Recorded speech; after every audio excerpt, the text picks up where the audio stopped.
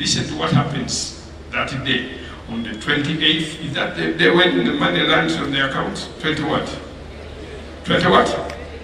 Yes, 28th is when you see people in the offices, they're all singing a good song because they know it has landed on the what? Have you ever visited the offices? They're always happy, everybody is making calls. And when you go home, now you move to the next slide and see what happens. Now you have stolen money because now it's on your account, but it's not yours. You don't have a title. It is not your money. Bolima no kunyaga. Now in the after you've stolen, you also be stolen from. This is a spiritual principle. It cuts across whether you're Muslim, Christian, non, whether you believe God or not. There is a law which is called the law of sowing and reaping. You can't cheat it. It doesn't matter who you are. Irrespective of your position, whether director, whether senior management, what, it doesn't. So when you take money you have not worked for, you accumulate debt on your account. It's a negative collusion. Because you have no ownership to that money, you cannot keep it. As soon as you leave the office, the border, or you are rushed to the clinic, they say, hey. So as soon as the money you stole is finished, you're fine. Or you get home and you find your baby, they say the temperature is very, very, very high. You rush to the clinic, they say, well, can't manage. You go to the bigger clinic, depending on how much you stole, you keep spending. But as soon as the money you stole is finished, the baby is alive and kicking. This, I was telling His Excellency the President invited me to speak to MPs in Champons, and I was illustrating this point.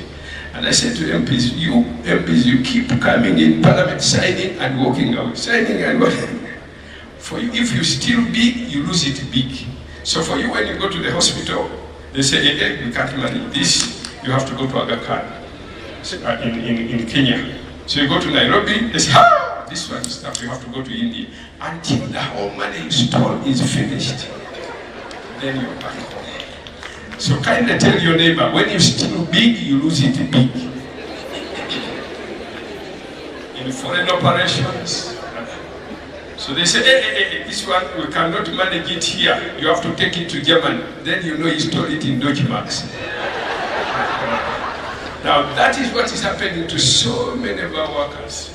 Irrespective of where you work, whether you are whether in a private company, everywhere. This is the real issue with most of our work ethic.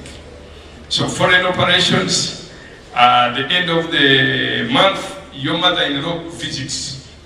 And when she visits, as soon as the money gets on your account, she gets sick in your house. In Uganda we say, Arwani Rebuko, Akuke Jembe. So you have to show that you are the in-law. So you have to work everything very hard to make sure the in-law is, as soon as the money you stole is finished, the mother-in-law is okay. And you give her the remaining part to go home. It was not a true sickness, it came to take the money that you stole. Okay? So this is what happens to most people. That's why people who still have to keep cheating all the time. Because you never want the money you've got in the wrong way, you keep losing it. You're always cheated.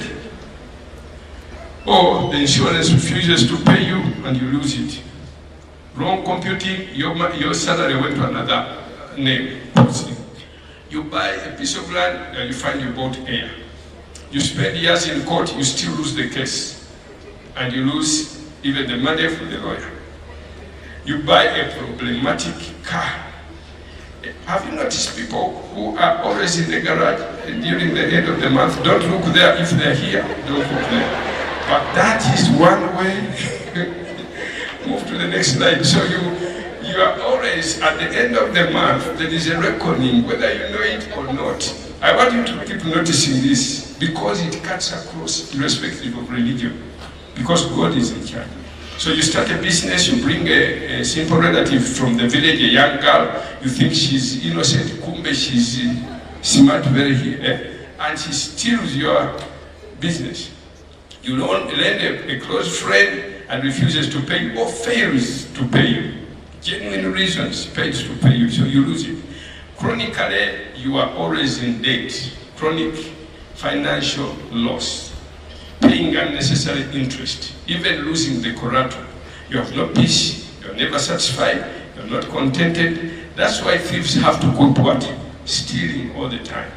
And when you are, you lack integrity, every time you see somebody coming, you think you're an auditor, you lose your peace. I thought it was an auditor. So because you have that problem, you have a lot to cover, you don't have peace.